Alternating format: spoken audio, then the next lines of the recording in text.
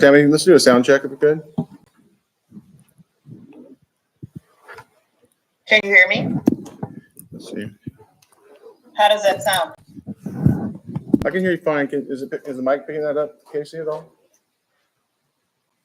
Oh, is the mic picking it up when she speaks? Okay. Yeah, Tammy, it sounds good. Is my sound good? Yeah, it's really good. It's all over. It's good. Excellent. Okay, I'll work on the video then at this point. Okay.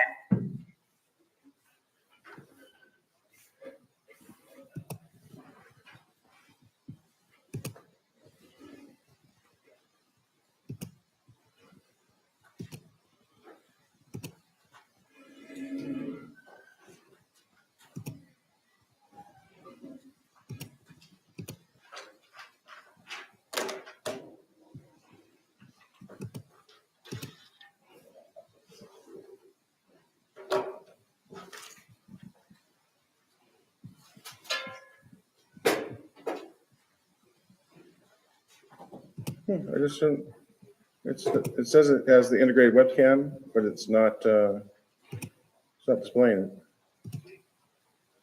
Well, if you can't get it to show the camera, we'll just let you. I just want the board to know that if we're interacting in ways that don't make sense in terms of someone seeing them, is that we can't see them. So I understand. we should be fine.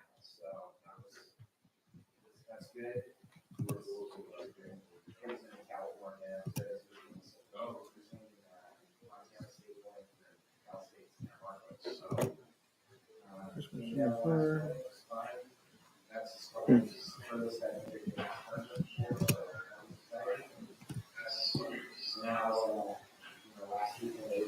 Well, we see the screen really nicely, and we have you as a participant across the top. So.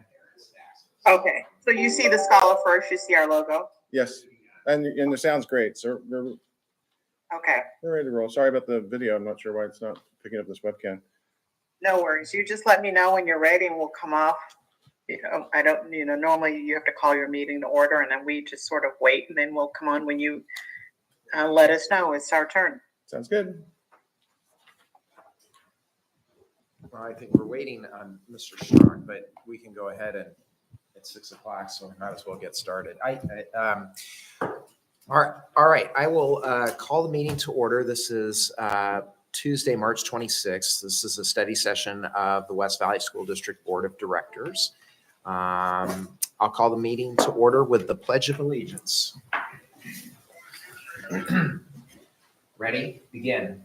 I pledge allegiance to the flag of the United States of America and to the republic for which it stands, one nation, under God, indivisible, with liberty and justice for all.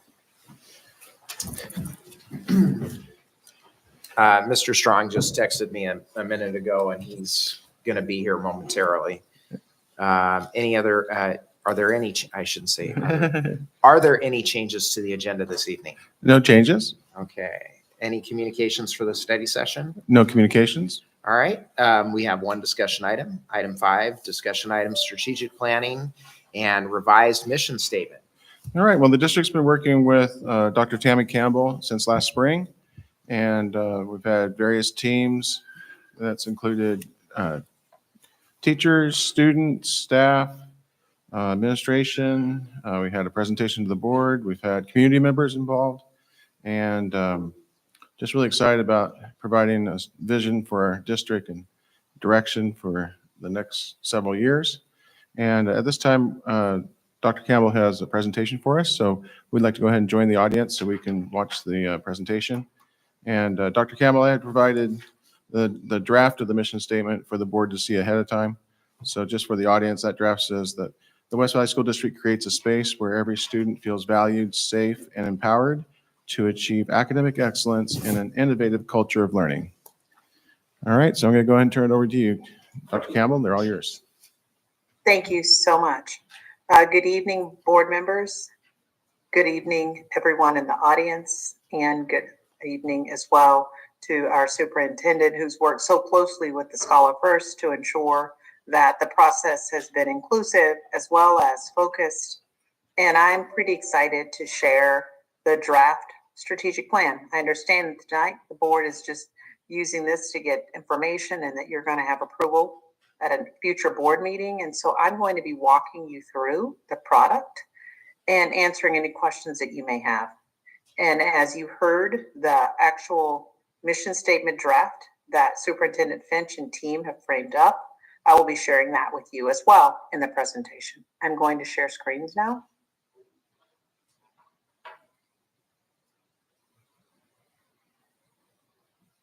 Peter, can you see the presentation? It just says it's starting, and there it is. Yep, we see it great. Okay, so board members, the purpose of tonight is to share all of the major products that we committed to providing through co-constructed work with thousands of members of the West Valley team. So when we started this process a little under a year ago, you can see we had a lot of sort of products that we committed to, milestones. And you can see all of those green X's indicated where we have completed the products. And completion doesn't mean we start with a group, we do it and we're finished. We often will start with the product, bring it back, get feedback, and refine it. And so we'll be sharing with you some highlights of these products. I want to start by saying one of our guiding principles is that we do this work with the district, not to or for the district. And you can see from some of the imagery, this strategic plan, that will be the roadmap, sort of the blueprint for improvement for the next 6 years, had over almost 2,500 voices involved at different points throughout the process. You can see how we break it out in terms of students, community members, staff members. We're not the traditional strategic plan, or often, what I would say too often, strategic plan where you have 10 or 15 people, lots of different people played a role in it. And what that means is implementation will be much more likely to happen at all of your schools because so many rank and file staff were a part of co-constructing the design as well as some of the content and practices.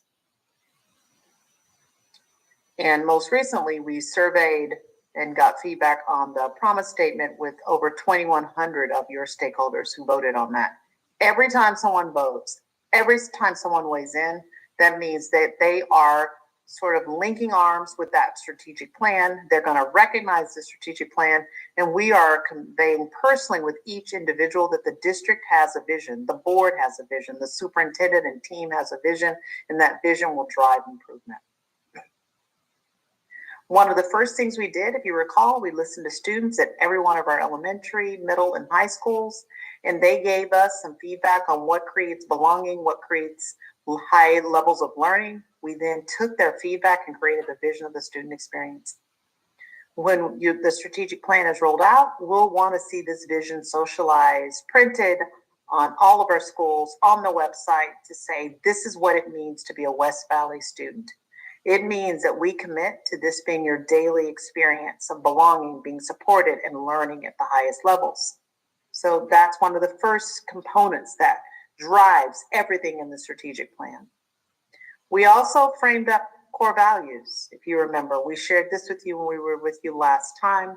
High expectations, inclusivity and belonging, student-centered, future-focused, community. What's different now is that this will be in your strategic plan, which should be online, which should be in hard copy. These are things you're telling your community that will drive the way you behave. And that's what core values do. And I love the simplicity and clarity of these statements that correlate, align to each core value. These core values also outline how we want to behave if we're to accomplish the vision. I then work with your central office team to take the vision, we belong, we're supported, we're learners, we backwards mapped, and we said, what will educators do? What will principals do? And what will central office do? Not just teaching and learning staff, but what will all central office members do? So Dr. Finch, all of your team at the central office should have a printed version of your theory of action on your walls, at the bottom of your agendas, just so we stay aligned to this, but this really shapes the work at the central office level so they understand the levels of support that principals will need to then support educators so our learners actually see that student-centered vision that we've created. And I think when I talk about goal areas and outcomes, this is the actual heart and soul of the strategic plan. You have 4 goal areas. Goal 1, culture of safety and belonging. Goal 2, strong foundations. Goal 3, mastery of standards. Goal 4, career pathways. Goal 1 is about the whole child. It's the social emotional part of the child, the belonging part. That's goal 1. And the other 3 are academic goals. And those other 3 goal areas will inform the level that the student is at. So for example, if I'm in elementary school, I'm going to have goal 1 and goal 2. If I am a middle school, I will have goal 1 and goal 3. And if I'm at the high school, I will have goal 1 and goal 4. Schools will have no more than 2 goals. And they will have these 2 goals for the course of 6 years. So they can actually get really good at the practices that have been identified within each goal area and actually see improvement. So these are the 4 goal areas that will drive school improvement planning at all of your schools K-12. We met after school, and we met with, I want to say it had to have been 70 or 80 classroom-based educators, school-based educators, and district leaders. And they used a form similar to this. And we took every one of your goal areas and outcomes, and they had read research, and they said these are the, I want to say 5 to 7 practices that we want to really become skilled at so that we can achieve the outcomes. So we have teacher practice, school leader practice. What is the district going to do? That's the system practice. We then categorized where this particular practice was in terms of it being implemented across all schools. And then the last column is the phase, meaning in the first year or 2 of the strategic plan, we're going to become really good at this. Relatively something that's newer, we may do some of those things in year 3 or 4 and year 5 or 6. That last column gets to timeline so that we don't just write things down and not actually do them. This actually says, when will we be doing them? So this is the tool that we shared.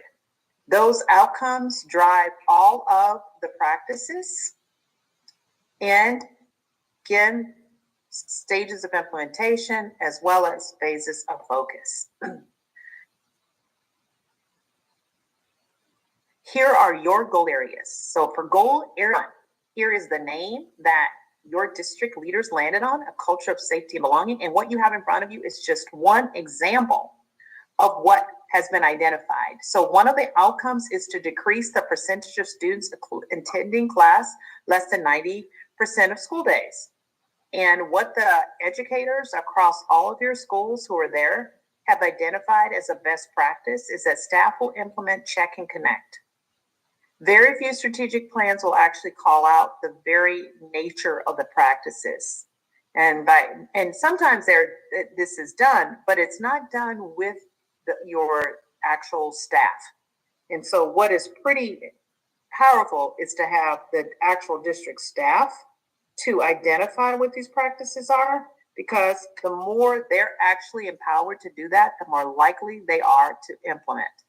So teacher, educator practice, school leader practice, system practice, and then we go into identifying where is the district currently in terms of implementing. And then you can see this particular one has been identified as phase 3. And what that means is they want to spend some time doing some level of support around professional development before we can actually make this live. You can also notice that the teacher, school leader, and system practices all align to each other.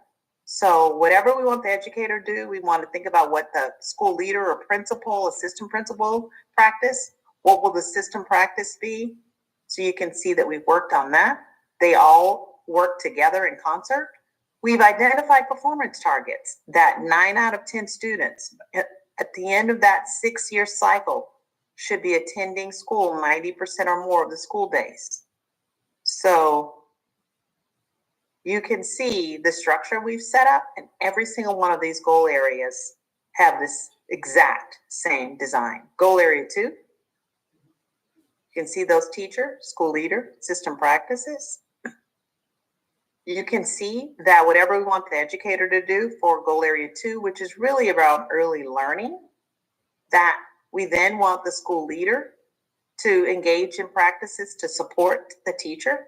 And then we want the district to engage in system practices to support the school leader.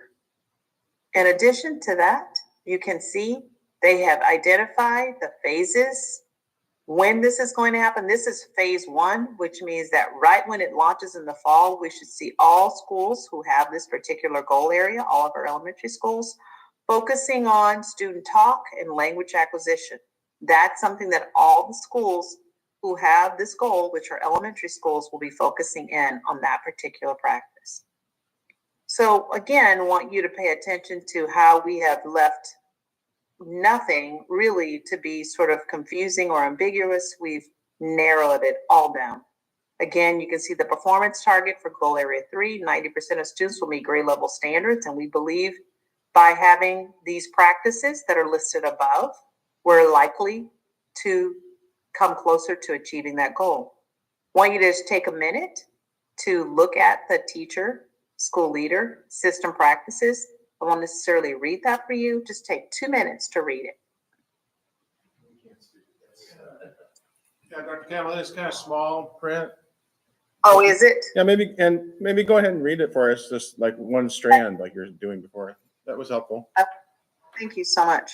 So the teacher practices that the teachers will provide targeted instruction, strategies, and multiple opportunities using evidence to improve teaching with ongoing feedback. So that is the teacher educator practice.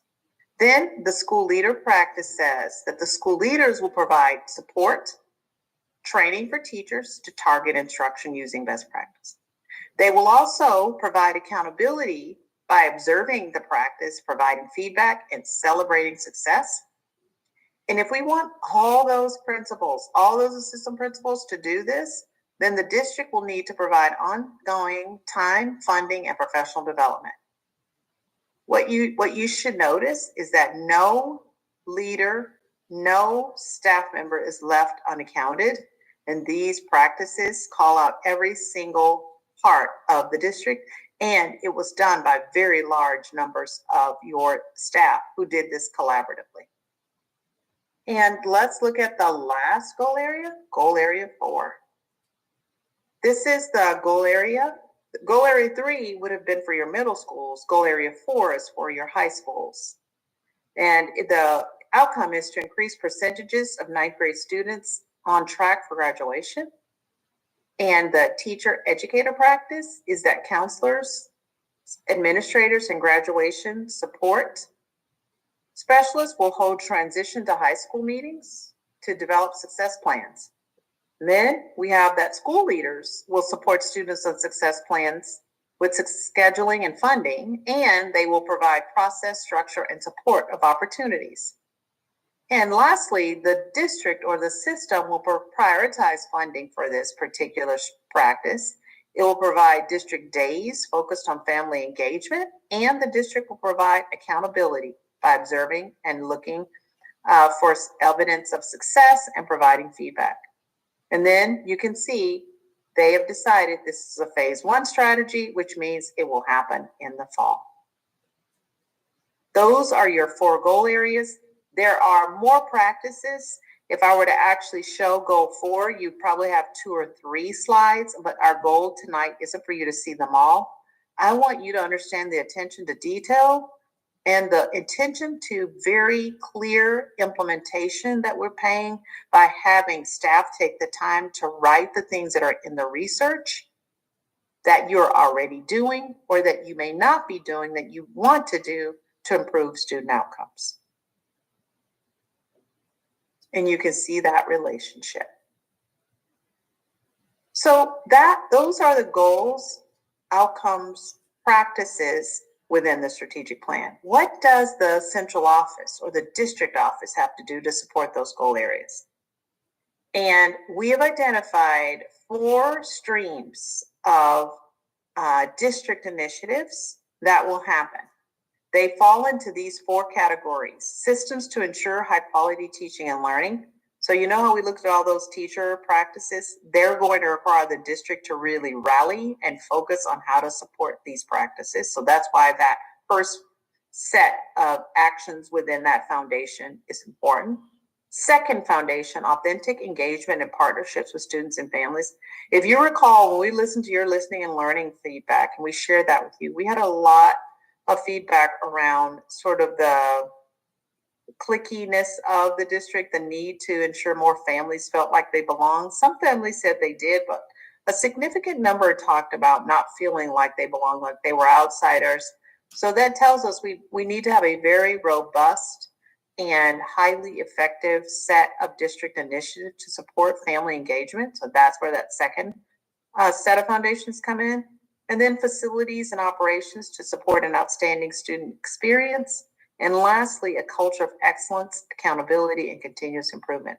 Dr. Finch, do you want to talk a little bit about this before I break this down a little bit more? Is there anything you want to add? Because this really has been under your leadership that your team sort of coalesced around some of these actions. Well, I appreciate that this is like covering the whole district. So it's more than just the teaching and learning side of the house. It's also the business and operations. And we do have facilities and operations to support outstanding student experience, optimize the long-range facility plan and make necessary adjustments each year, complete board-approved capital improvement projects on time and within budget, prioritize funding for maintenance and upgrade of facilities, including sustainability, energy efficiency, and improve preventive maintenance practices or processes. And finally, lead continuous upgrade of cybersecurity and filtering systems to ensure the district information technology network is safe and reliable. So it's just, I think it's good to have a strategic plan that is all-encompassing.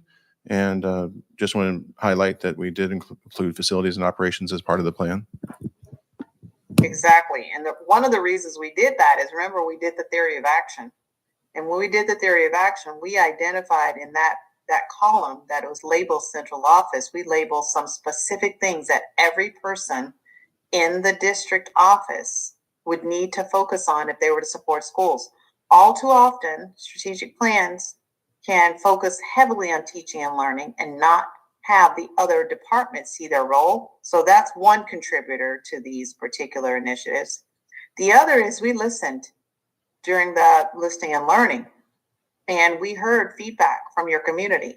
So what we heard from those themes is also influencing what's in the district foundations, as well as that systems, practices, or strategies column that we fleshed out when we met for the instructional planning team day. There are some specific actions that the system is saying that it's going to engage in to support school leaders as well as the educator practices. Then we worked to identify a promise statement. And so the promise statement was crafted and drafted by your core planning team. We had 4 versions that I believe Dr. Finch met with students, and those students added a 5th draft statement, and Dr. Finch and the team sent out the draft promise statements, and we had them to vote on those statements. And here is what we observed. 2,144 people voted. Again, just another way to have your community touch your new strategic plan. And the one with the most votes, as you can see, with the 30%. Actually, no. I'm saying that. I just realized that number may be off there. Hold on, let's see. There it is, 32%. Ready to learn, ready to grow, ready to rise together. I love that. 32% of the votes that came in selected this particular promise statement, which will now be the brand of your new strategic plan. And the last component that I want to share with you is you had already done work on a portrait of a graduate. That had already happened. But what we wanted to do was to look at the new vision of the student experience, do a crosswalk to see if there were areas that we wanted to tighten or adjust so that it aligned. And I will also give a big shout out to leadership here in this district. There aren't very many districts who've done this work, so the fact that you already had one said a lot about West Valley being on the cutting edge. But we want to be sure that this portrait of a graduate aligned with all the work that had happened with listening to all those students, as well as families and staff. And so the vision of the student experience talks about what we want every student to experience in our schools every day. And the portrait of a graduate describes what we want our students who are leaving our system to have, the competencies for them to have when they leave. So there were two changes. Dr. Finch, do you want to talk a little bit about the two tweaks that were made? Yes, we had the work last year to develop the portrait of a graduate. As we looked at the value statements and the foundations for the strategic plan, we saw that there was an opportunity there to bring in another bullet for integrity and empathy, and to add that we embrace and value all cultures and treat everyone with dignity. So that as we work throughout our system to produce students that have this portrait of a graduate outcomes, that embracing and valuing all cultures and treating everyone with dignity fit nicely with integrity and empathy. And then also was basically an update through the work that we did this year on the strategic plan. The other one is we added a statement there. We already had in the understand, negotiate, balance, diverse views. We added balance, diverse views, backgrounds, and beliefs to reach workable solutions. And that was under creative problem solving. We also noticed that one of our bullets fit actually under that creative problem solving. So it works out nicely now that on our portrait of graduate, we have 3 bullet points for each of the areas. And it really aligns nicely to our strategic plan and the work that we did this year. And one of the most powerful action steps that the district will take is to take these different competencies, integrity and empathy, adaptability and innovation, creative problem solving, effective communication. When we see districts that have actually implemented, they create 1 or 2 model lessons for elementary, middle, and high, so that we actually enact this in the classroom space so students actually have opportunities to learn and to develop these competencies. And then board members, if you remember the last time I was with you, you gave us feedback, words, phrases on the mission statement, and we've subsequently met with the team and they have created a mission statement that we want you to see and respond to. I want to remind you what is a definition of a mission statement. It describes why the district exists, who it serves, and what actions it is taking to accomplish it, the vision. Here is one example. The school district will empower all students to discover and achieve their potential. Who is it talking about? Students. Why does it exist? To empower students to discover and achieve their potential. And what is the action? They believe that by doing this in an inclusive, inspiring, and innovative culture of learning, that they will achieve their mission. Another example, students, all students is what this particular mission statement is about. Why do they exist? They exist to prepare all students for college and life. And what are the actions? They believe that by providing a challenging curriculum that is rigorous, they will connect students' lives and their future, which means relevance, in a safe, supportive, and nurturing environment, which is about relationships. So those are the 2 samples I shared with you last time. We then took your words and phrases. I want you to take a minute. I want you to lock eyes on a word that you know you said that night. So just take 1 second to look at this. Okay. Lock eyes on your word or phrase.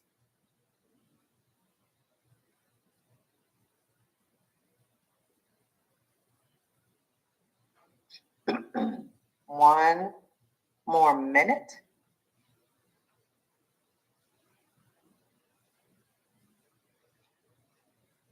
Okay. And here is, sorry about that.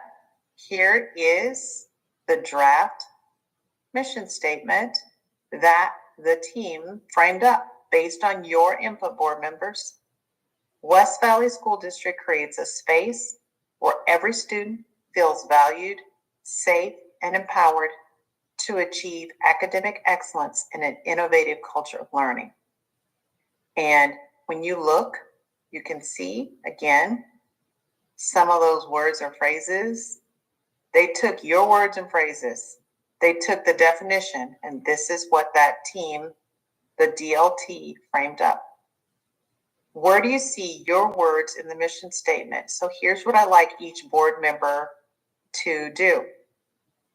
Peter, if you can have each one of them to see a word or phrase that reflects one piece of feedback they gave in this current one, and just have them to say it out loud. Sure, they can say it out loud and I'll repeat it. So we have people that are watching on streaming. So I think that would work. So Joel looks like Achieve academic excellence. achieve academic excellence. Okay, so that was something that was important to you, and that was in your feedback, okay? Yeah, and James? The word respect is one of my words, and I see it in feels valued. Yep, valued, respect. So respect was there and feels valued. Yeah. Value and safe. And Steve says valued and safe. Safety was one of his words, and we have students feel valued, safe, and empowered there. Yes. Excellence was the word I remember. Mark was thinking about excellence, and we got the academic excellence right there, so we captured that. Okay. Michael? Belonging, and that's every student feels valued.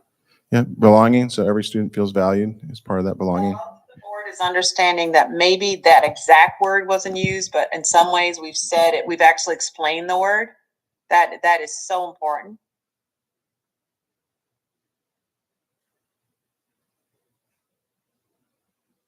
Is that, have we captured all board feedback at this point, Peter, since I can't see them? Yes, that's all 5 board members have spoken. Awesome. Board members, it was so important to us that we took your direct feedback and we took those words, because we took one of your pieces of feedback and just took it and made it the exact statement that wouldn't necessarily work, but we look for themes, and that's where we've landed. And I'm just curious, board members, do you think that your writing team got the bullseye in general of what you wanted? Love some input from the board at this point. I think they did a good job of combining multiple thoughts. Yeah. I think Thank that's you. probably not the easiest job. Yeah. James says probably not the easiest job, but they kind of combined all these thoughts together and They took all the, be sure they reflected the values and the words of the board.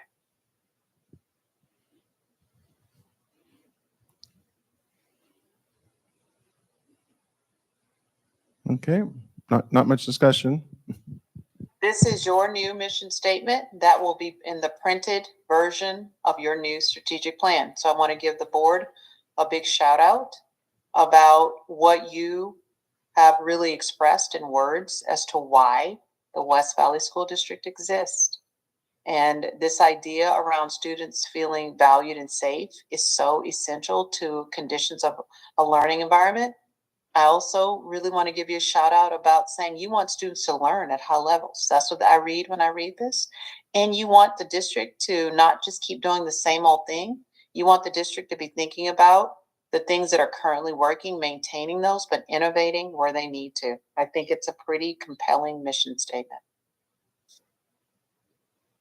So our next steps, that really makes up the major components of your strategic plan. We're currently right now pulling this together in a nice polished document. It will come back to the board for final approval at a future board meeting. And there will be lots of opportunities to be sharing this out. And we will also be creating a version that will be utilized of the strategic plan that will be utilized with the internal audience that will have all those practices that I shared with you.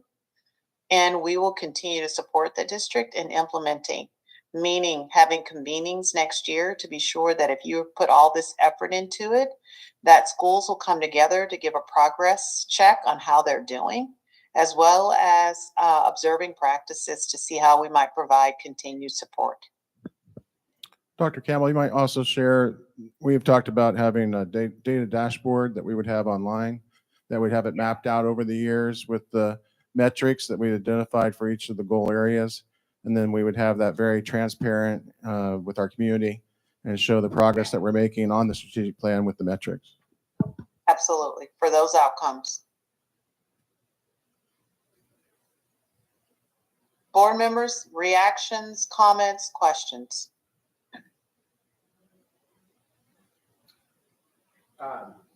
Maybe we should go to our microphones. Okay, Tammy, you stay with us. We're going to have the board go back to the area where they have microphones, each of them. Then we can have some discussion, and we'll have you on the Zoom. Stay with us, and we'll have some discussion with the board.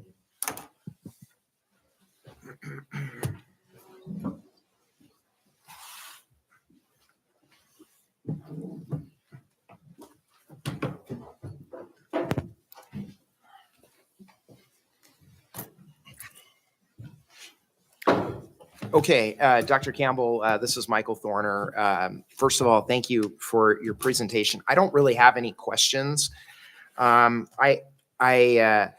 you first, at the very beginning of this process, when you outlined how you were going to go, how you and your team were going to work with the district, I like how you said that. That was a theme, and that was something that was very important that I heard you say, not just tonight, but at the beginning of the process, that you worked with the district. The comment that I have is thank you for facilitating this very good process. And what I mean by that specifically is I appreciate the numbers and the data that you shared with the participation of our students, of our staff, of our community, families, in the process, because it's not just a few people that had a hand in this. And so in order to have any sort of mission or strategic planning process have any sort of buy-in, it's got to be, it's got to go through an involved process. And I feel really good about, for just speaking for me, I feel really good about the process and the amount of involvement that you had. So thank you for facilitating that.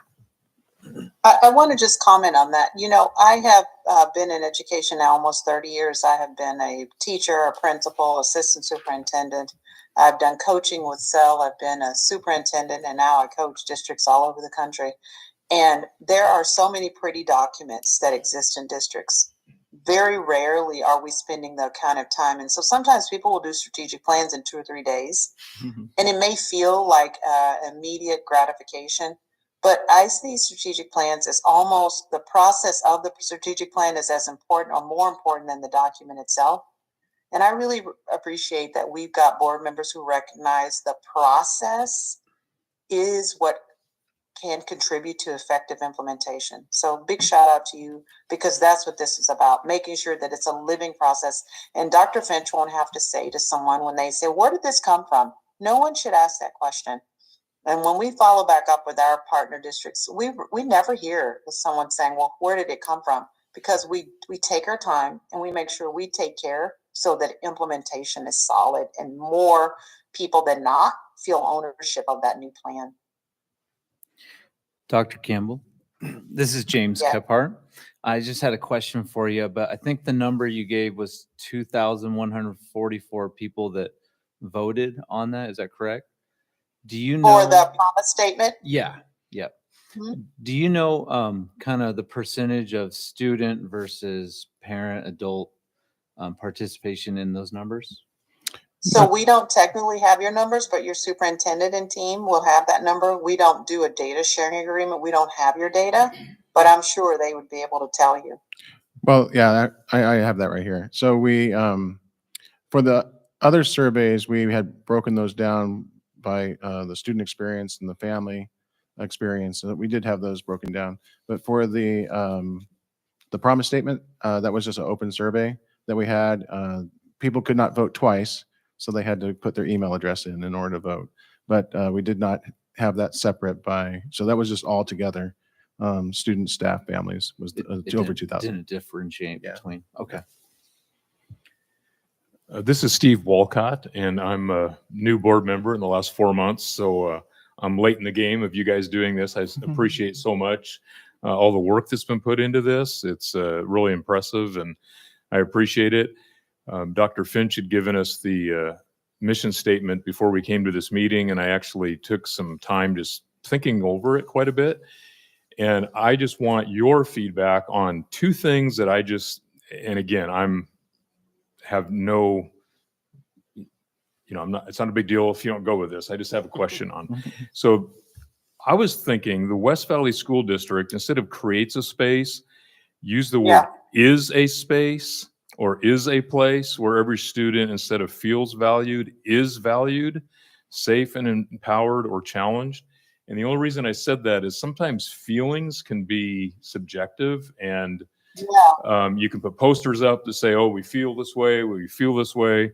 But if we use the word is valued, then it's incumbent upon us to make sure that happens.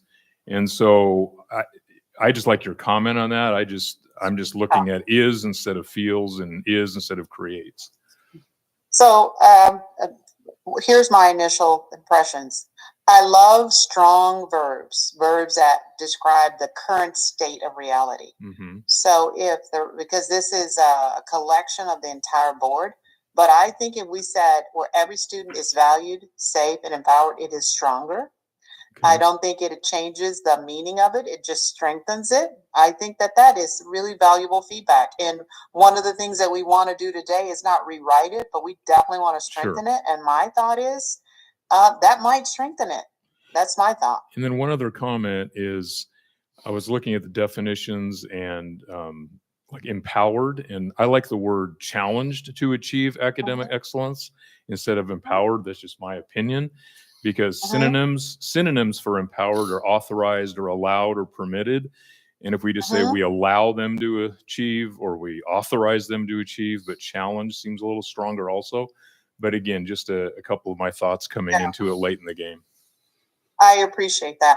I would say empowered is a word that says it implies that we believe students also have agency and that once put in a space, they can do this with the right conditions and environment. Okay. So I'm not as strongly sort of like saying, yep, switch that, but your is feedback, I think might be a value add for in terms of revision. Okay. Thanks for your comments. Yeah.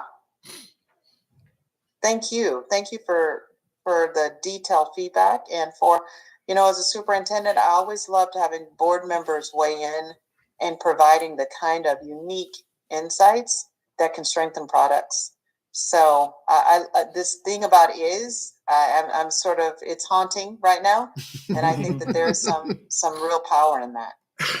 And Dr. Campbell, one of our operating principles is that we like to provide information to the board prior to the meeting. So I was able to provide this draft prior to the meeting. So I appreciate the board taking time and thinking about, so we gave them some time to think about their work. Yeah. Yes, that was very nice. So look at this. Let's think about this. What do we think?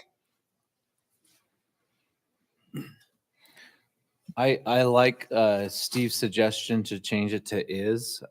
Personally, I'm probably more leaning towards the word empowered, but I do like the suggestion to change it to is. Yeah, I'm fine with empowered. It's just a thought. And I had suggested two places, just make sure we're clear. The West Valley School District is a place instead of creates a place or creates a space, and then is valued, safe, and empowered. The reason the word creates is there is because the definition of a mission statement says that you're not there yet, and this is what you're going to do to cause it. So it is future. It means it's not exactly happening right now, because if it were happening right now, your mission statement would be to about what you want to do now with the Yeah, right that's true. I now, had thought to about make the that. right That's a good now point. better.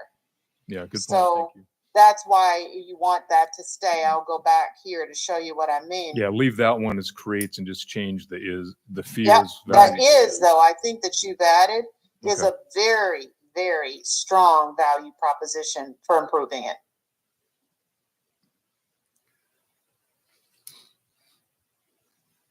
And you've seen, I've done it real time. So this will be, if everyone agrees, will be the newest version that will be in your new strategic plan that we bring to you for board approval. So just to be clear, the suggestion is to strike the word feels and replace it with the word is. Yep. Okay. And all of these documents, we will send this PowerPoint to Superintendent Finch and team, and they will be reflected in the version that we bring to you for final approval.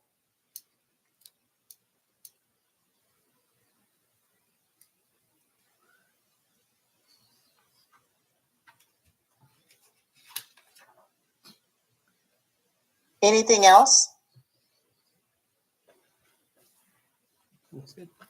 I don't think so.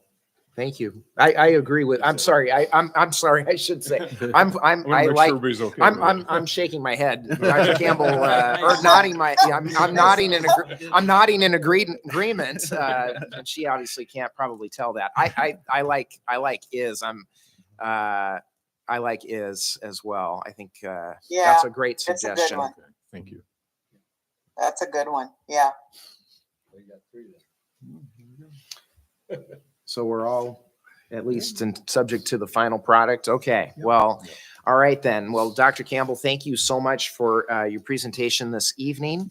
Any items arising for the study session? Okay, so we will adjourn the study session to 7 o'clock, the top of the hour. Thanks, Dr. Campbell. Thank you, Dr. I want to Campbell. give a little shout out to Superintendent Finch. Yeah. He has been at every meeting. He gets in the work alongside his team, and he is wholly committed to this process. And so I get to work with literally dozens of superintendents. You've got a really, really talented leader in Superintendent Finch. But more importantly, you've got someone who's about the work and not about pointing to the work. He gets into the work.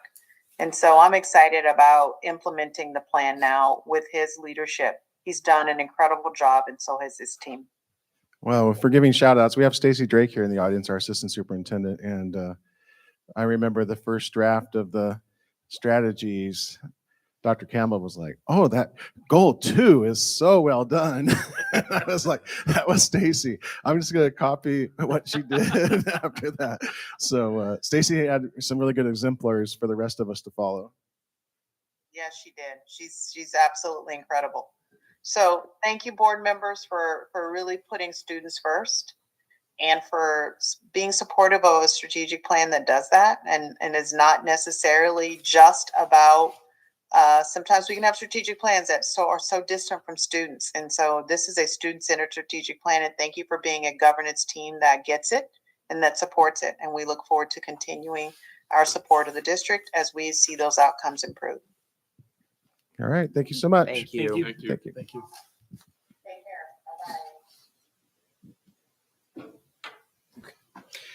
Bye-bye. Just for the, this is not anything that I don't mind saying, not during the meeting.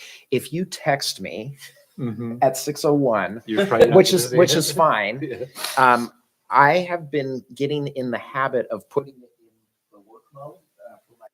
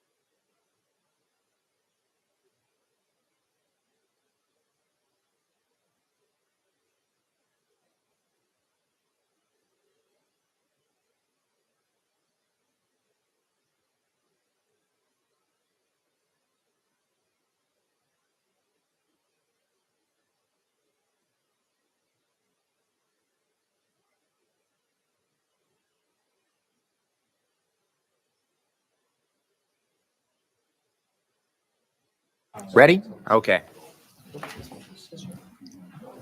Good evening, everyone. I'd like to welcome you to the West Valley School District Board of Directors regular school board meeting. It is Tuesday, March 26, 7 o'clock. I will call the meeting to order with the Pledge of Allegiance. Ready? Begin. I pledge allegiance to the flag of the United States of America and to the republic for which it stands, one nation, under God, indivisible, with liberty and justice for all. Okay. So Dr. Finch just alerted me that we are going to have one change to the agenda, and that is to add a new item 14, which is an executive session on the performance of a public employee. That'll be approximately 15 minutes long. And so that'll be new item 14, and then adjournment will be item 15. Are there any other changes to the agenda? No other changes. Okay. Before we move on to communications, I'd just like to indicate we have a little bit of time before public comment, but just as a reminder and as a courtesy to us that if you wish to speak during the public comment period, I would ask that you please sign up on the sign-in sheet at the back of the room. Thank you. Communications. Very good. We have a response to public comment. At the school board meeting on March 12th, 2024, a community member commented about the Safe Routes to School grant program. A different community member had 3 comments. 1, gratitude for high school teacher Jamie Zeller and her work to organize the reality fair for students in Financial Algebra 2. Number 2, information about the upcoming deadline for high school seniors to apply for scholarship funds from the Rotary clubs in Yakima, including the speech contest sponsored by Sunrise Rotary. And number 3, a suggestion to disaggregate data by families with 2-parent homes versus other families. First, safe routes to school. In the past, representatives from the West Valley School District met with representatives of the city of Yakima to identify funding solutions so that sidewalks could be added to Zier Road. Representatives from the city included Robert Washabaugh, supervising traffic engineering. Schematic plans were completed for the Zier Road project. This project would extend sidewalks and gutters from West Valley Junior High west to the city limits. The cost for the project is estimated to be $1.668 million. The district has requested that the city apply for grant funds via the Safe Routes to School grant program, which is administered by the Washington State Department of Transportation. The application deadline is June 7th, 2024. Next, disaggregation of data. The district uses existing data analysis tools to disaggregate data. The tools are provided by various state agencies, such as the Office of the Superintendent of Public Instruction and the Washington State Education Research and Data Center. The cost to create a data analysis tool as requested by the community member requires the district to consider a cost-benefit analysis. And the district has determined that the cost to create this tool will not provide the district a commensurate value for having the data disaggregated as requested by the community member. And that concludes the response to public comment. Okay. Thank you, Dr. Finch. High school ASB report. All right, we have Ava Ferguson. And we also Oh. have Agnes is here too. We have They're both both here. our Great. student reps are here this evening. Looks like Ava's going to go to the mic and give us the high school ASB report.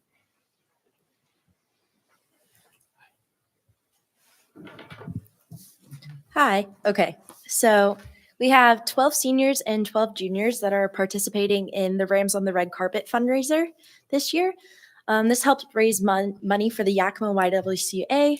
They've had 2 fundraisers so far, and they've sold Lucky Charms, and they held a takeover at Cheers. They'll be at Public House of Yakima on the 27th, which is tomorrow, and Outback on the 8th of April. Their finale is April 17th at 7 p.m. to go support them and see what all the work they've been doing is about.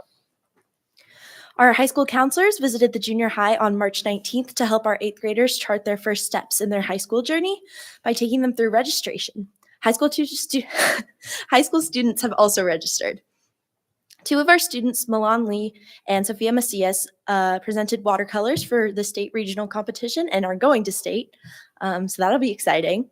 On March 6th, the WSECU and Ms. Zeller's financial algebra class held a reality fair, which shows a hands-on simulation for seniors to get experience budgeting with a salary as well as good and bad luck on life. On Leap Day, our ASB class celebrated the birthdays of 2 students that had their birthday on Leap Day, a freshman, Latanisha Brown, and a and Peter Nordstrom, who's a special education student at the high school. We got to celebrate the diversity of the students that make West Valley great and make some special moments that matter most. West Valley's knowledgeable team competed at state on March 23rd, and we have a new display out in the commons that projects all of our flags. Instead of them just being kind of taped up there, they now all have stands, so that looks much better. And this project was originally started as a high school senior project some years back, but the display is meant to celebrate the cultural backgrounds of our students at West Valley and remind us that together we are all a family. Students and families can donate the flag representing their heritage if we don't already have it on display.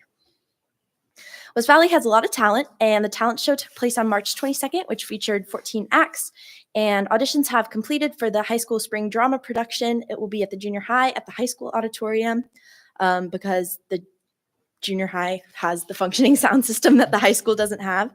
And ASB is currently hosting the election process for next year's things like junior school board rep and other positions. Signups are currently open, and voting will take place after spring break. All right. And Thank you. also, Oh, just wait, appreciate. there's a back. Oh, Sorry, I knew there was more. Stamp testing will be conducted on March 27th. Dead Poet Society is hosting a open mic night on March 28th, and SAT testing will be held next month on April 17th. There we go. Thank you. And Ava, just wanted to make sure that the audience knows during the study session, we shared that the promise statement that was voted on and had the most votes by our community was the one that was created by students. So it's ready to learn, ready to grow, ready to rise together. I appreciate the students coming up with that. And that's our new promise statement for the district. Cool. Thank you. Excellent. Thank you. On to item 6, program presentation, family engagement. Dr. Finch. All right, we have our Director of Family and Community Engagement, Minerva Pardo, here this evening. She's going to give an overview of the work that's been done this year. And we'll go ahead and have the board join the audience so we can see the PowerPoint.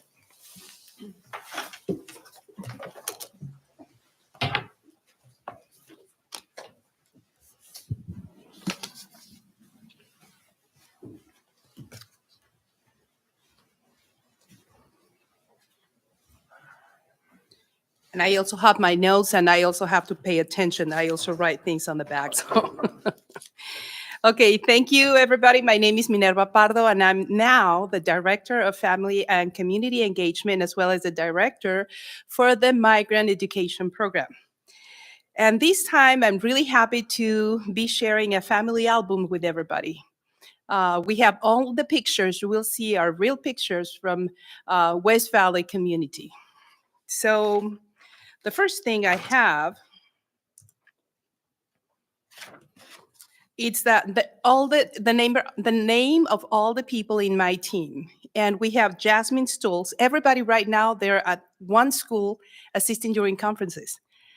And we have Jasmine Stolz. She's the family engagement specialist and the PASS contact and migrant recruiter for the migrant program. PASS stands for Portable Assisted Study Sequence. PASS is an option for our students at the high school to get credit retrieval.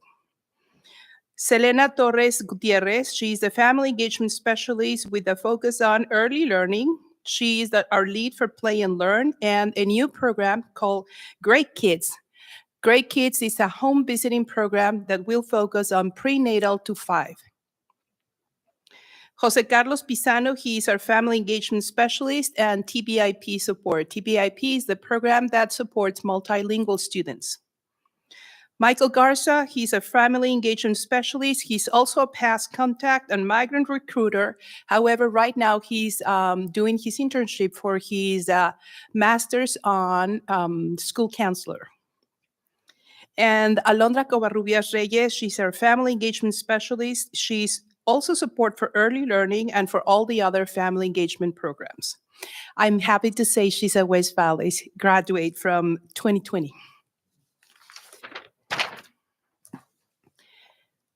Our vision statement for the family engagement department is we strive for an equal and equitable partnership among families, educators, and community partners to promote children's learning and development from 1-year-old to college and career. I'm going to change that pretty soon once my team finishes their training, and we're going to say from prenatal to career. If students and families feel equal and culturally supported, heard, and seen, then student success is attainable and unavoidable.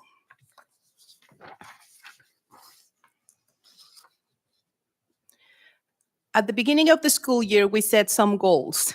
Goal number 1 is to grow and sustain our family engagement early learning programs. By adding this new home visiting program, I can happily share that we are expanding and we are sustaining our programs by continuing our play and learn groups. We have 6 groups, and this year we added another group at the Innovation Center. My thought was, we have so many parents that cannot go and attend the play and learn in the morning because they're at work. So these other groups at 4 p.m., so parents are joining, and I'm happy to see mom and dad going to a play and learn session. Improve the adult education programs. I strongly believe that when we have adults that continue growing professionally, academically, socially, they're going to be doing a better job as parents. We have been adding some programs for adults, and I will be happy to share those pictures later. Expand the collaboration with schools to strengthen family partnerships. This year, I'm also happy to share that I have monthly meetings with all the school principals, and we work together now looking at goals that can strengthen the partnerships or collaboration with families and the community.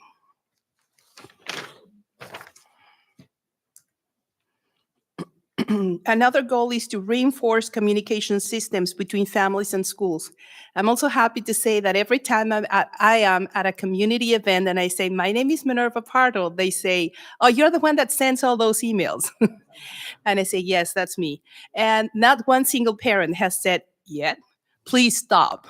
So that says that that's telling me that we're doing a good job strengthening and, improving that system. Optimize support to multilingual families. We have a huge number of families arriving into our school district. They're coming from different countries. They're coming from Cuba. I don't know anyone from Cuba, but they're coming from the Dominican Republic, Panama, Guatemala, Honduras, Salvador, Venezuela, all kinds of places. And we need to strengthen the support to those parents.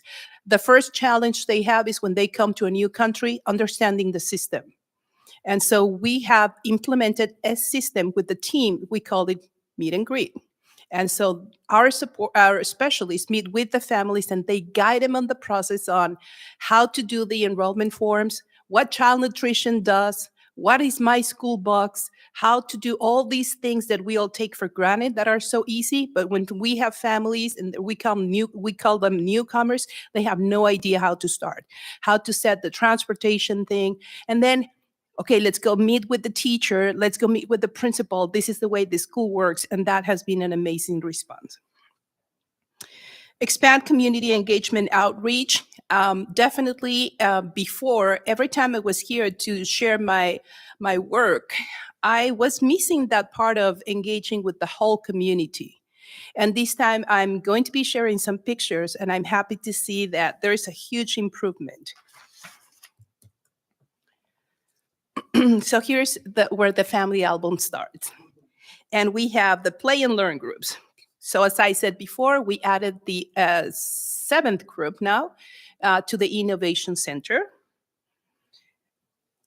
We have the Kindergarten Readiness Program, and that has been a program that we offer for migrant and students are currently not receiving any support from ECAP or from any of our preschool programs. And we're talking about those children that probably speak Spanish at home, and they're going to go to school, and nobody told those parents that those children need to know how to write their names, need to know how to count to 20. And so we have that program, and we are helping those students. And then one day I'm in a meeting with Stacy and I say, Stacy, guess what? We are not finding a lot of those children this time. I don't know why. And we said, well, we are identifying more students at an early stage, and they are already in other programs, whether it's a TK, whether it's a transition to kindergarten, or whether they are with an ECAP program. So I think that the number of students that we're serving in that program has decreased. It's a result of all the great work we're doing in early learning. I am just adding the prenatal and home visiting program. I don't have a picture yet. Next year, I will have a picture. Then we have the preschool program collaboration. My team is also in charge of connecting those newcomers or any family that sends an email to our team. I'm looking for preschool options, and they are connecting our families to either the preschool programs that we have in West Valley or with ECAP, which would be EPIC or Head Start. And right there, you have a picture of two of our community partners in the Valley. They're wearing the West Valley t-shirt, by the way.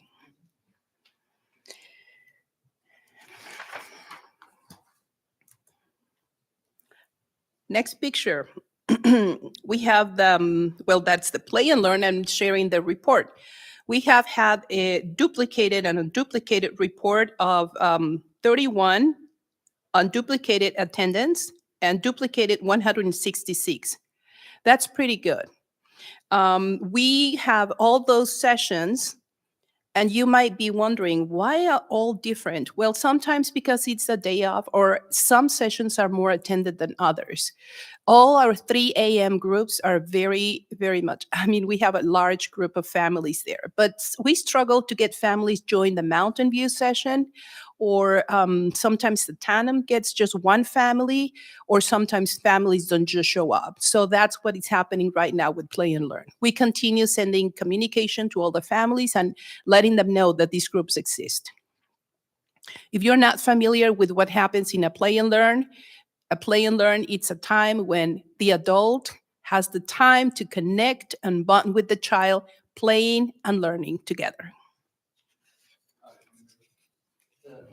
What do you mean by duplicated? That's a great question. I didn't know either, but duplicated. The question, yeah, for the people in Zoom. Okay, YouTube. Okay.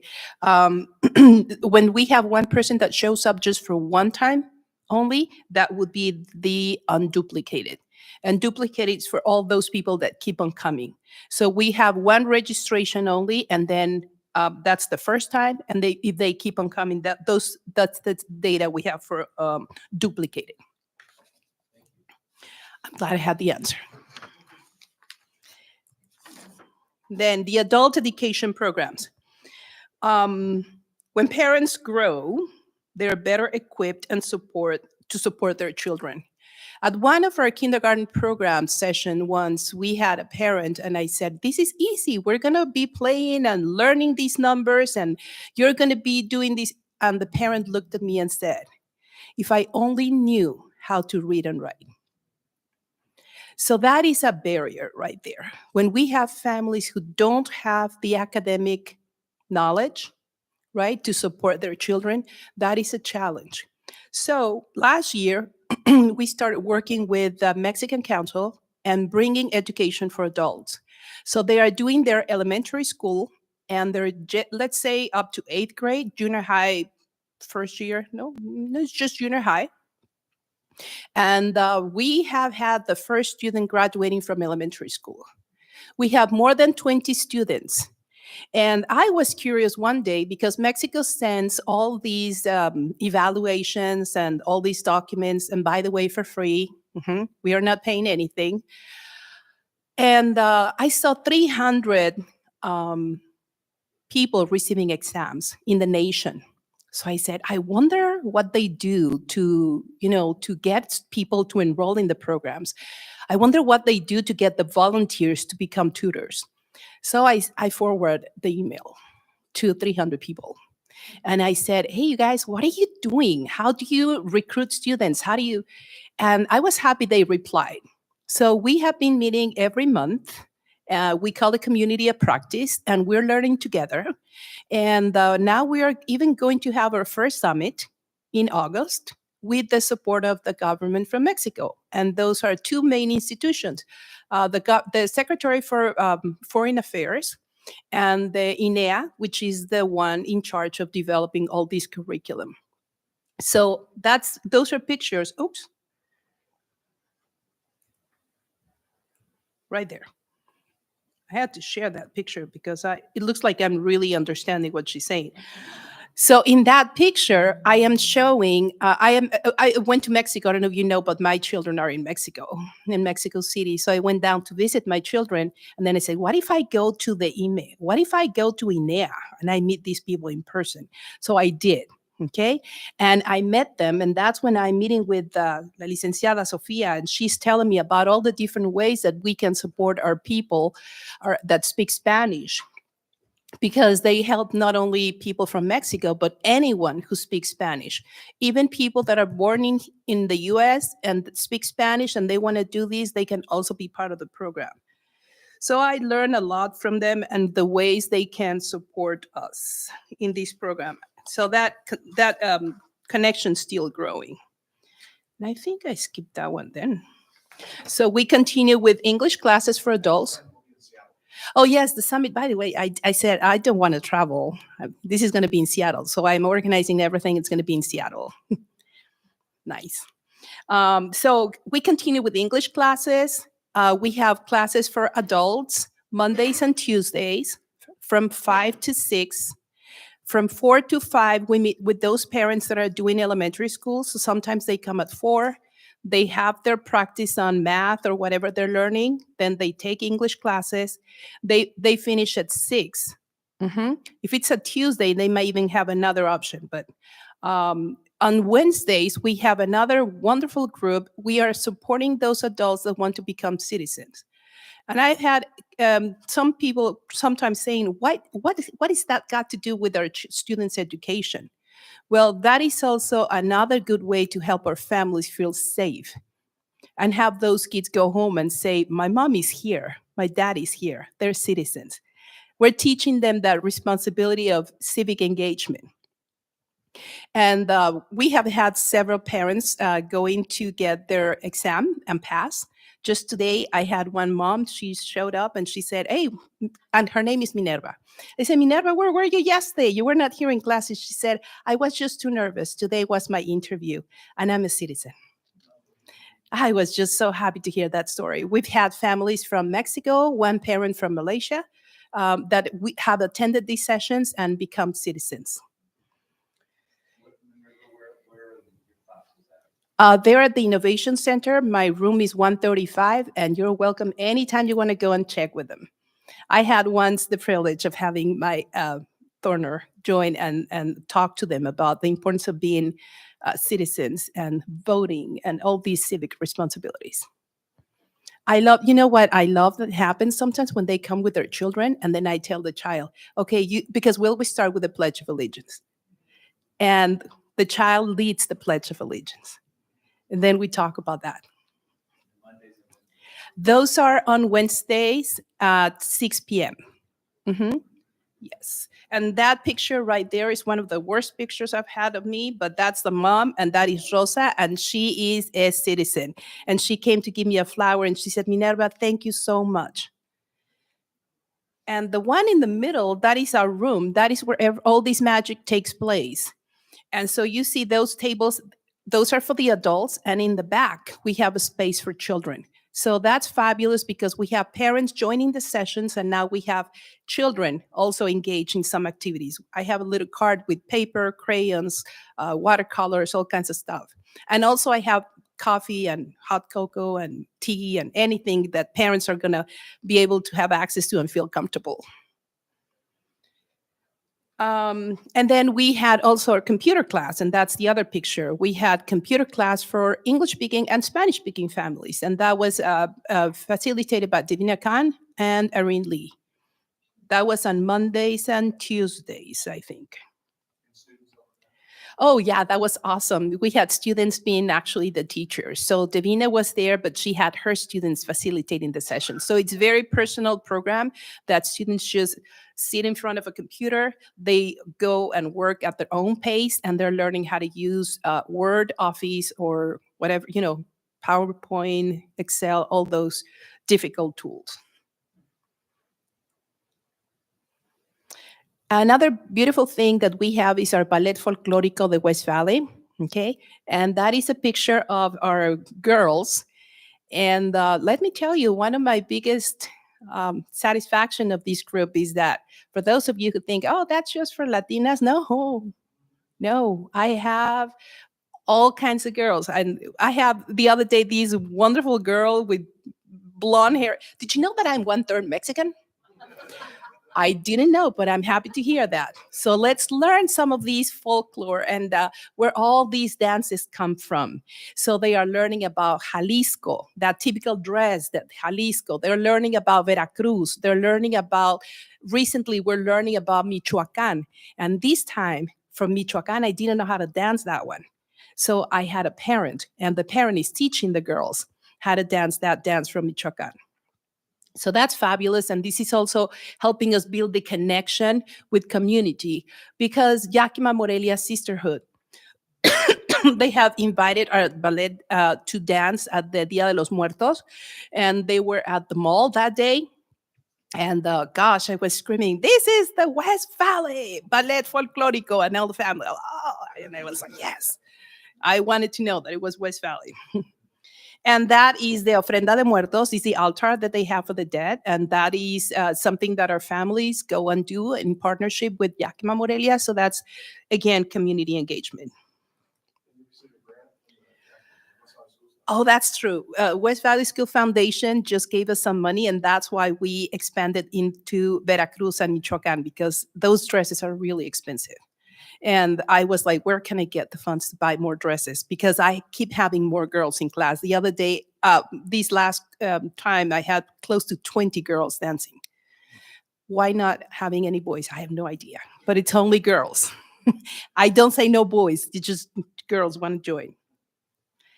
Yeah. Okay. Then we started the school year with a back to school celebration. That was an event where we had a lot of resources from the community. For example, the public libraries, OIC, NAMI, National Alliance on Mental Illness. We had a lot of different resources. We had the cafeteria at the high school full of different organizations that were sharing resources with our families. Glasses, right? Glasses. It was a lot of resources. It was pretty fun.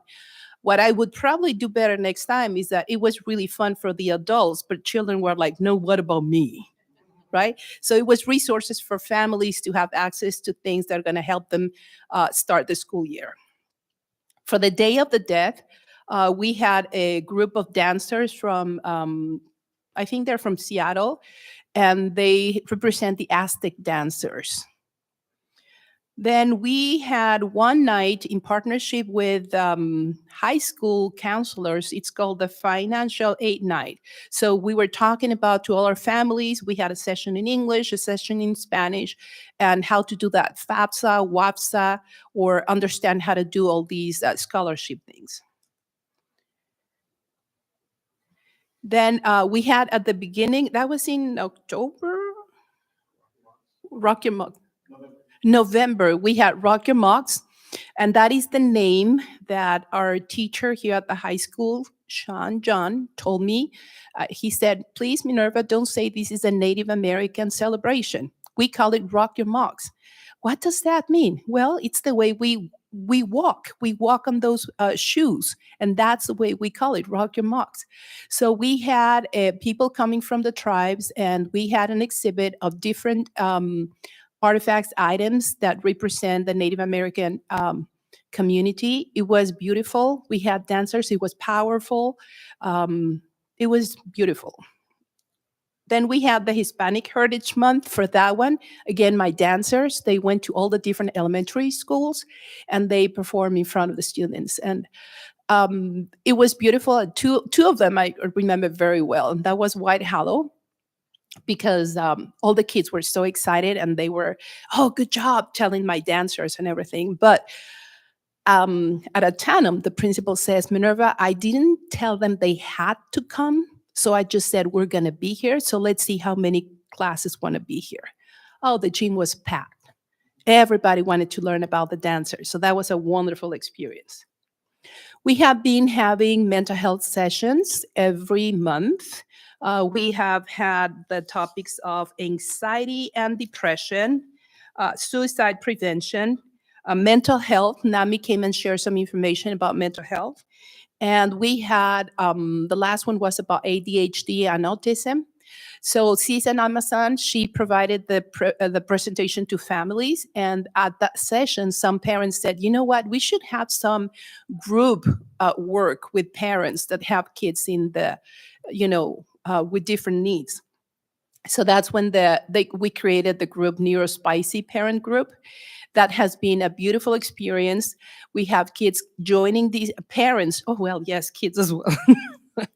It's just that naive me. Okay. So for the first session, I said, I can have just some toys on this side, and I'm going to be talking and getting this community cafe rhythm and learn from parents. No, I should have had someone helping me, because kids were like, "Minerva, hey, I'm thirsty. Minerva, I want another toy." And so it was beautifully crazy. We got a lot of ideas from families for the second session. One room, two staff, lots of toys. Children were playing. They were having a good time. And we continue talking about, at that time, we're talking about meltdowns. And now we're having the next session. We're going to be talking about fidgeting behavior.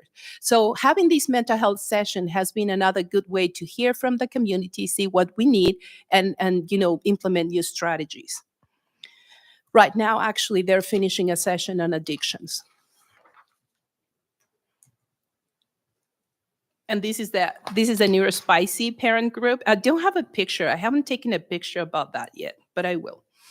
Then at the beginning of the school year, we also had some police officers from the Yakima Police Department, and they shared some information about gangs, what happens, the symbols, and all of these. It was a powerful session, and we had some families. Actually, a parent said, "I want to share that my daughter, she was part of a gang, and I want everybody to know that understanding all this information would have made the difference in the world for me.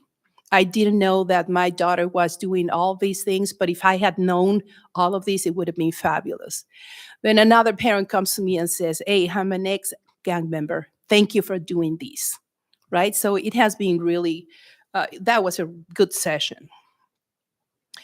We have every year a resource fair for migrant and multilingual families. And at that, this was the 10th fair that we had this year. And every time, Peter Finch starts by giving a speech in Spanish.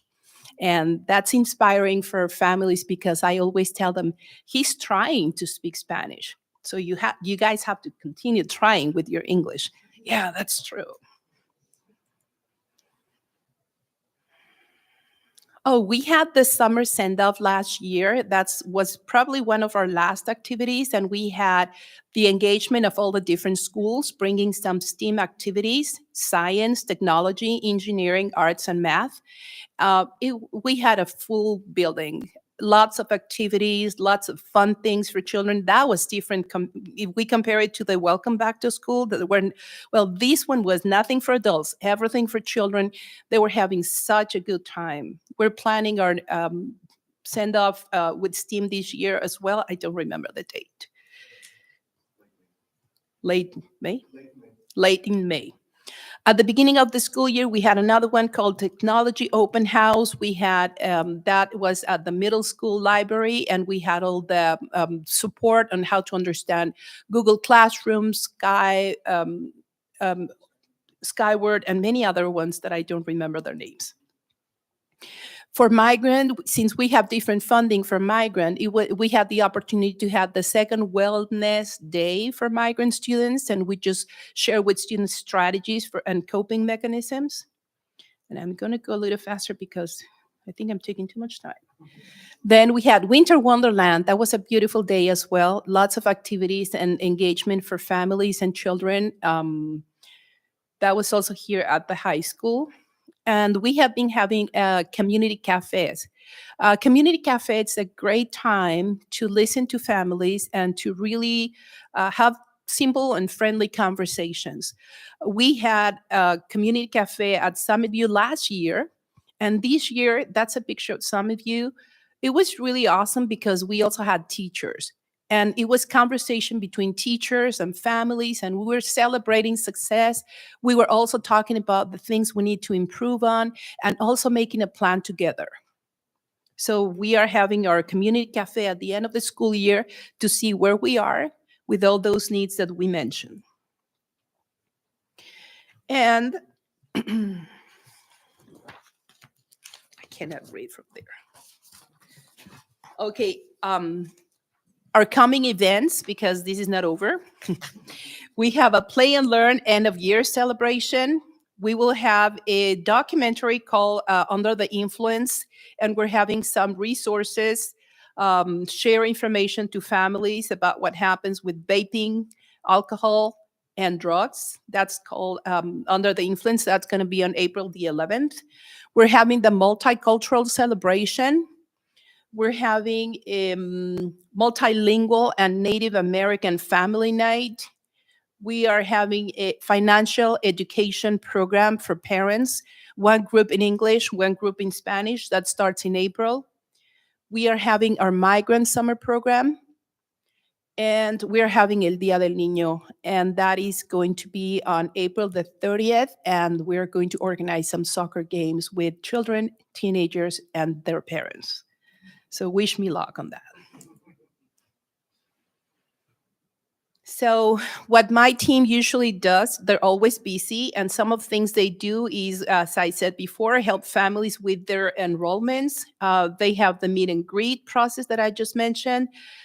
We also have now all the schools that if you have called your schools, they have for English, press 1, para español, presione 2. So we receive all those calls, and we are giving support to our Spanish-speaking families, which is now at 40% of our population. Not all of them need an interpreter. We have a lot of bilingual families. They also link our families to different resources, whether it's here in the district or in the community.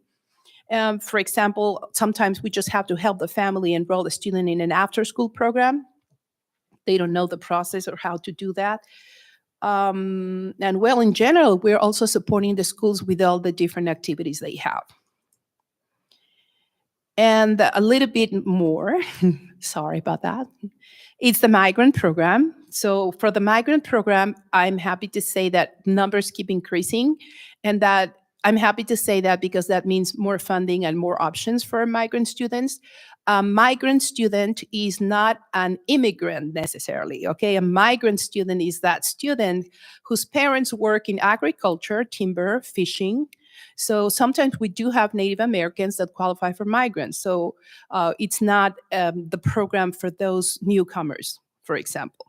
So we have so far 242 students enrolled in the program. We still have a few. When we identify a family or student, we have to fill out a form, and we have to send these to OSPI, and they have to approve the student enrollment in the program. So we have about 5 enrollments pending. And last year we finished with 217. So numbers keep increasing. That's so good. We also have had this very successful migrant program. Our focus is on reading, speaking, and writing, and we make use of their funds of knowledge and culture. We have students learning about Frida Kahlo, learning about Diego Rivera, and Alebrijes, and doing all these amazing things. And a happy story is that one mom, she says, I was at the dentist the other day, and there was this painting on the wall, and my son said, hey, Mom, guess what? That is Diego Rivera's. And I was like, yes. So that is our migrant program. And we're also helping a lot of our migrant students connect with MEP programs at different colleges and universities such as Central. And well, I am grateful for the support the family engagement team receives from our supervisors and from our community. And it says teamwork makes the dream work. See you next time.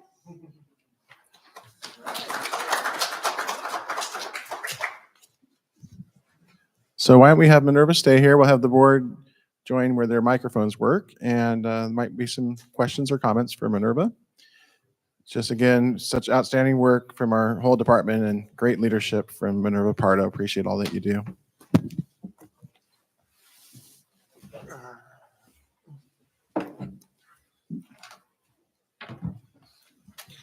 I would just say, I thought you did a great job, and I can tell that you really love your job. I think taking the initiative while you're in Mexico on your family vacation to make that connection just shows that. And you're busy. There's a lot you're accomplishing, so I think you're doing a good job. The prenatal. So how are you going to? What is that going to look like? That program. We're going to start with Mountain View, and we're going to identify those pregnant women and start with those home visiting programs. These Great Kids curriculum is pretty easy to follow. Everything is just guided, so it's a step by step. But it's a good and an opportunity to really support those parents that have no idea what to do when that baby is there, and how to connect and build this bond with the children. So I'm really hopeful that's going to be a great connection with our families. And I'm excited because that's a good way to identify them before they are even enrolled in kindergarten. So we start way early. And yes, my day starts sometimes at 8 and finishes at 8. And I love it. I just have a comment. I just want to say thank you for the job you're doing in this area. I firmly believe in family engagement as being a crucial part of the student's education. You need that foundation and backbone at home to help bring it to school and be even more successful. So I applaud you for your effort and just want to say, keep going, keep continuing. I remember when I first started on the board, and Mr. Thorner might remember, one of the areas that I talked about was family engagement as being a part of the success of a student. And it's just nice to see it flower and grow as much as it has over the years. So thank you for all your work in this area. Thank you. Yeah, I'd like to say, yeah, it is a team effort. I remember meeting with the board and they were saying, you know, Minerva's doing so much, but we've got to build a team for her. And it is great to hear you talk about the team that you have now. And that's really a big part of the success is not having just one person be the person doing it all, but having a team. So we appreciate the board having that as identifying that as something that we need to work towards. And it's great to hear this presentation tonight and hear about the team that Minerva has. Thank you. Thank you. All right. All right. Item 7. Oh, thank you. Item 7 is the public comment period.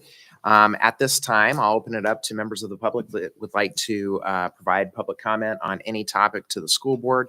Speakers that have signed up will be called to speak. It's a reminder that the public comment period is not a proper forum to address concerns about a specific staff member.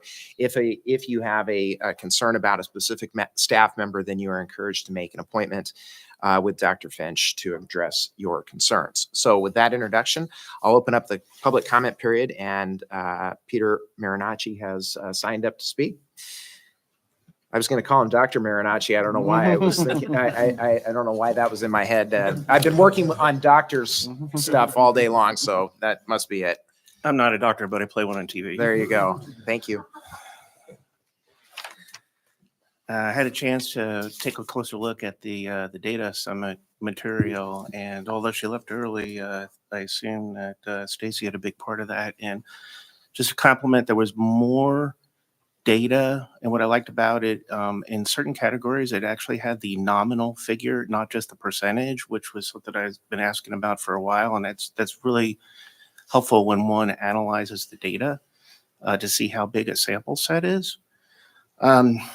One thing I was reminded of, there was a page in there that talked about the acceptance rates of students, and in particular, the UW. I remember Mr. Thorne and Mr. Strong had brought this up several months ago, and so my question is, has there been any follow-up as to the acceptance rate of West Valley students applying to the UW? And have we received feedback from the UW as to how our school fares in comparison to other high schools? I noticed from the data on the page that the squiggly line was approximately 5% over several years. What I don't know is if that's good or not good. I don't have a clue. One thing that was interested, there was the page that talked about how our school in aggregate performed against the state numbers, and it was a state page, and then it was dissected by grade. If I read the data correctly or heard what was shared at that time, it looks like that we're doing better on average than the state. However, what I couldn't tell was how do we compare to the top 10% and the top 25%. So I don't want us to just do better in the state. I think one of the things that was talked about when Dr. Campbell was speaking about earlier and was mentioned in the mission statement was academic excellence. And so if we're seeking academic excellence, I think we should strive for that. And however, if you can't measure it and you can't see it, how do you know? And I think it might be available on the OSBI site, but I'm not an expert at that. I was trying to figure that out. So again, in all fairness, I might be saying something that Dr. Fincher knows how to answer the question. So I'm just throwing it out there for the sake of the discussion. There was the discussion during the public response time. I just wanted to comment on that. Apparently a cost benefit analysis. It'd be interesting to see that, what that analysis was. We just got done listening to Minerva talk about family engagement, and Mr. Strong made a comment about how critical it is. Well, if we say that family engagement is important, but we don't measure how many two-parent families in a district, how can we look at the data and analyze it and make any sort of, additional analysis based on it? Now, don't get me wrong. I understand that OSBI and the other organization, Washington State Education Research Data Center, makes it easy for school districts to have that information. And notwithstanding my earlier point about seeing a cost-benefit analysis, just put that aside for a moment, because I don't actually think that the school district has spent a whole lot of money on this. Either go to those organizations and ask for that demographic material, or I noticed that at the beginning of the school year in October and November, we do like 50,000 surveys. Why don't we go to some of those private organizations who are also asking for demographic information and say, hey, could you ask a few questions? And not just the question I've come up with, but you guys are really super smart. Administration, you've got other ideas on how to look at that data. And maybe there's other questions we can ask these organizations to include in their surveys, and we could do it at no cost, as opposed to never meant it to come off that we would have a cost issue. And let me make this point a little bit clearer. It's very interesting. When you look at the data, they're tracking some very, very small demographic categories, so much so that the numerical count is represented by an asterisk. And I gotta believe that we've got more two-parent homes than just represented by an asterisk. Now, I'm not saying it's the end all, it's just one data point. And as I was saying earlier, I think there's other data points that we can add to, and we can get ideas from these other survey sponsors and say, hey, could you add this, this, this? And so this way, when you're going through the data, you have more areas to look at to hopefully, potentially look at a better idea of why it's driving certain results. I'm not an expert at education. I freely admit that. However, I do like looking at numbers, and it seems like we have some gaps that are there. So there you have it. Thank you for your time. Thank you. There's no one else that has signed up, but we have a fairly quick agenda this evening. So if there's anybody else that would like to address the board, you're welcome to do so at this time.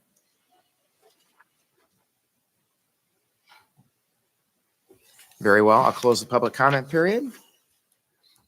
On to item 8, approval of consent agenda. As our usual custom during the business meeting at the end of the month, we have approval of minutes, vouchers and payroll, financial reports, employment contracts, resignations, retirements, and separations, approval of leave requests. The consent agenda has been presented and is in the packet. If anybody has any questions, now's the time to raise those. Otherwise, I'd entertain a motion to approve the consent agenda as presented. I make a motion to approve the consent agenda as presented. Okay, thank you, Mr. Strong. I'll call for a vote. All those in favor, please signify by saying aye. Opposed, same sign. Motion to approve the consent agenda is 5-0. Action items. We have 3, all various student activities that were in the packet. Any further questions for administration? Otherwise, we can take these as a group, take them as, we can approve them as a group. I'll make a motion to approve all 3 as a group. Thank you. A call for a vote. All those in favor, please signify by saying aye. Opposed, same sign. Motion carries 5-0. Items rising. I just have one informational piece. Mr. Connolly's here and he can address this as well. But today, I received a call from the state auditor's office, as kind of is the usual practice and custom. They call the president of the board, and so the auditor called me today. If you should get a call from what is on my phone a spam risk, so it went to voicemail originally. It's a 509-517-5628. He's a very nice gentleman. He may call you. The entrance for our annual state audits will be occurring later this week or the first part of next. The board members will be receiving a communication directly from the state auditor's office about that entrance. You are welcome to attend the entrance. You can do whatever you want. I typically choose not to attend the entrance, but when I've been the president of the board, I've always attended the exit. So that will also be, you'll receive notification of that as well. You can, you don't have to actually come to central office. You can appear via Zoom or Microsoft Teams or whatever they use. But when we, just as a reminder to the board members, if there are going to be more than 2 board members that attend an exit or an entrance or an exit conference, then we need to let Dr. Finch know so that we can have that as a school board meeting. But Hey, Michael. Yeah. Can I ask you? Yeah, please. Is that the one that's April 18th held at Highland? No. I saw the regional. No, that's a different thing. So that's a WASDA regional meeting. So this is every year the state auditor chooses a focus area with which they audit the district. And this year, I think it's risk management is the particular risk management and fraud controls are the ones that they're particularly interested in. Those were the questions that were asked of me today. But no, this is no, it'll be an official, you'll see it. It comes from Washington State Auditor's Office. It's a very official communication. You won't miss it. So yeah. So just so you know, that's coming. You'll be getting a very official notification, but because we have new members of the board, I thought I'd just take a minute to explain that. So nothing to be alarmed about. This is just our usual custom. So that's what I have for items rising for me. Anything else? Okay.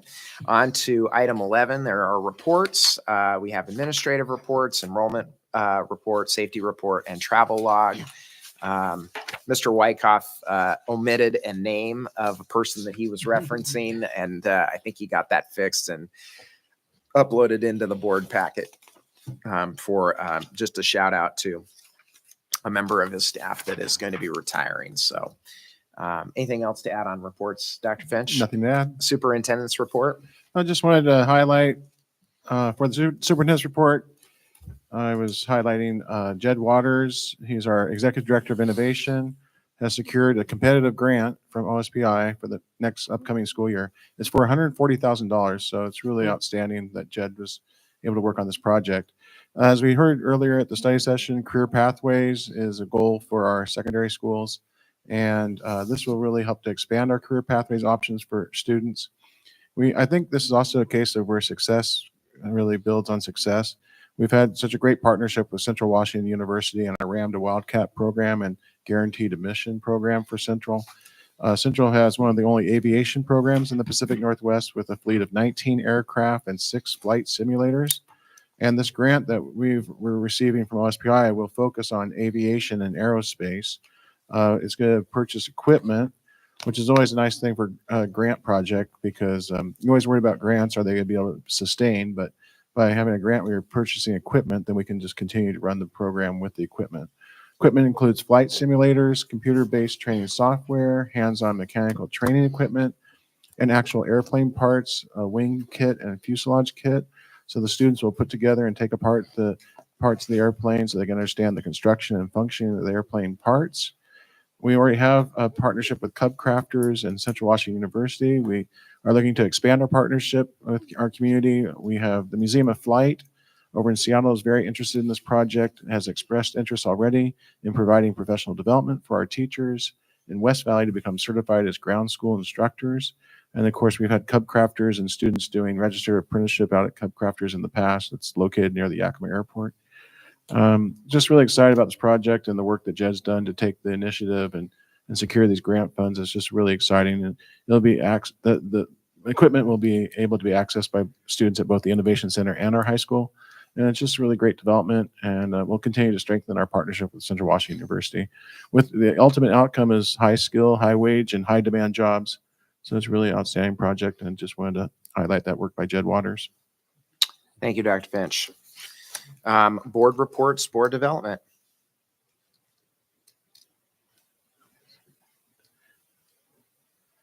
Hearing nothing, okay. So at this time, we will go into executive session for the performance of a public employee. 15 minutes after the executive session, no action will be taken, and then we will adjourn the meeting at that time.